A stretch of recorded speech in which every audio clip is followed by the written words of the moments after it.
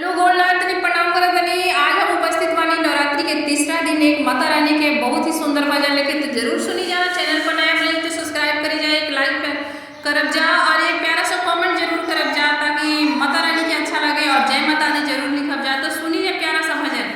ए मैया